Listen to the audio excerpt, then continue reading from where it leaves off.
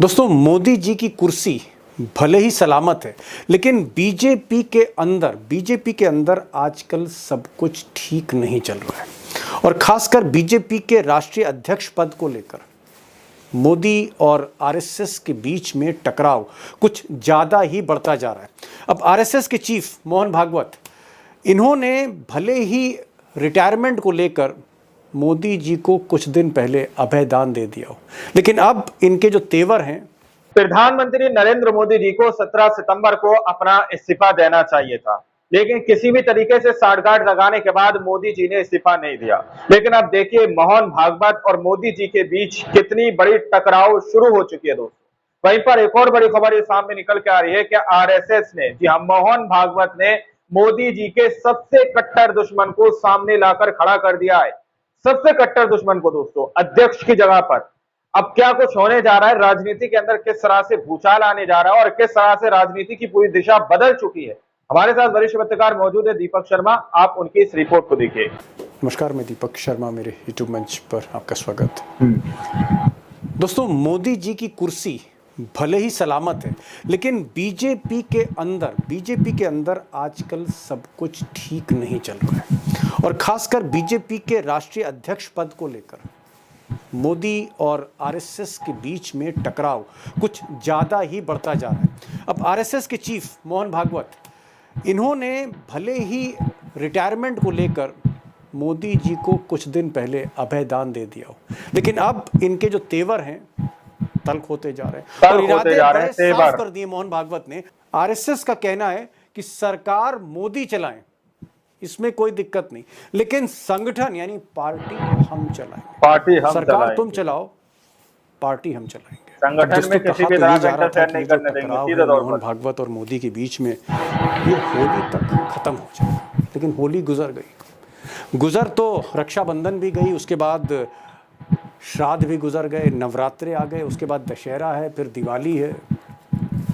आसार नहीं दिख रहे हैं कि मोदी और मोहन भागवत के बीच अध्यक्ष पद को लेकर कोई कंप्रोमाइज़ होगा। फिलहाल होता नहीं दिख रहा है। कुछ लोग कह रहे हैं कि हो सकता है कि दिवाली बाद, और कुछ कह रहे हैं कि हो सकता है बिहार चुनाव के बाद होगा। बहरहाल उस पर मैं आऊँगा, उस अंदर की खबर पर आऊँगा।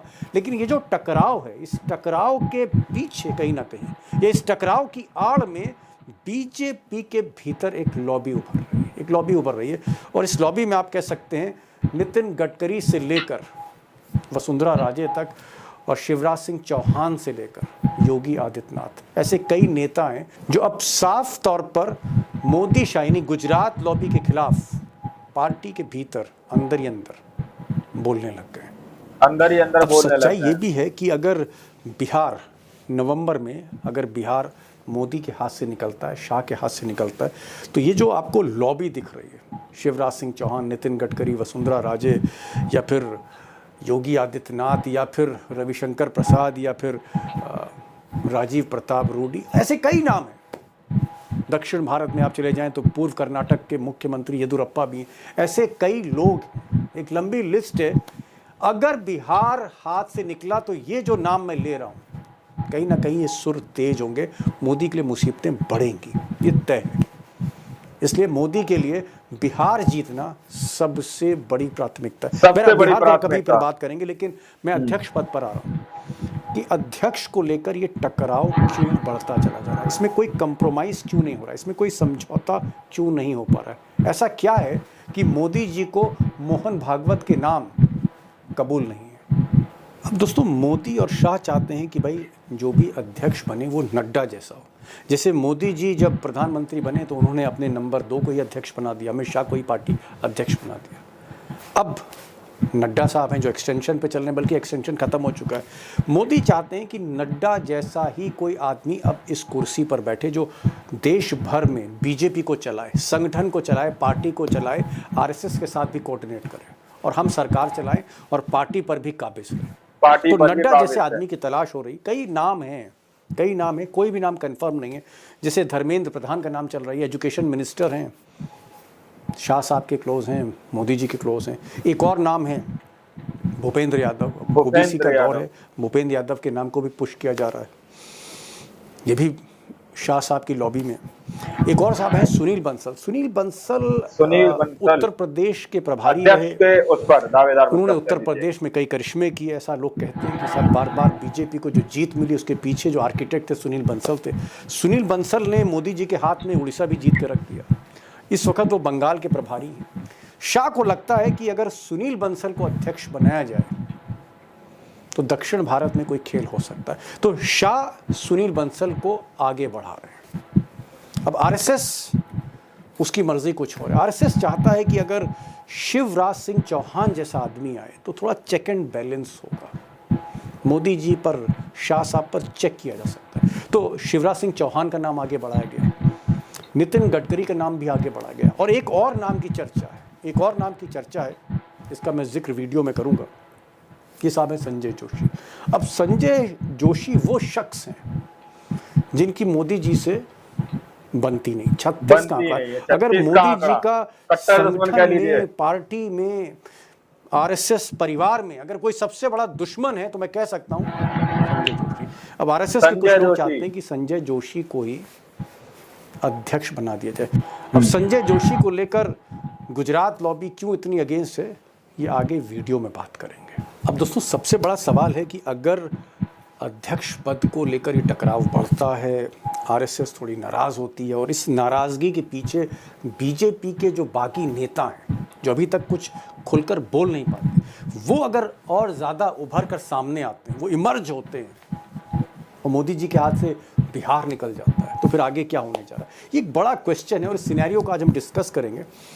इत्तेफाक से आज एक ऐसे मेहमान हैं, एक ऐसे एक्सपर्ट हैं जिनका कोई सानी नहीं है, जिनका आप कह सकते हैं कोई रिप्लेसमेंट ही नहीं कर सकता। एक ऐसे शख्स जो मोदी की हम चलाएंगे, जय नारायण व्यास, मोदी के किसी जमाने में फ्रेंड फिलोसफर जो मोदी को राजनीति के गुर से, और मैं नहीं कह रहा हूँ, मोदी ने खुद मंच पे कहा है कि जय नारायण व्यास उनके फ्रेंड भी हैं, फिलोसफर भी हैं, गाइड भी हैं। ये अलग बात है बाद में वक्त आने पर व्यास साहब को किनारे कर दिया मोदी जी ने, वरना मुख्यमंत्री ये होते मोदी के बाद। ये कैबिनेट मिनिस्टर रहे कई बार के, मोदी के साथ भी कैबिनेट मिनिस्टर थे। मोदी को लेकर ही इनका केशु भाई पटेल से झगड़ा हुआ था और केशु भाई पटेल फिर हटाए गए, फिर मोदी बने।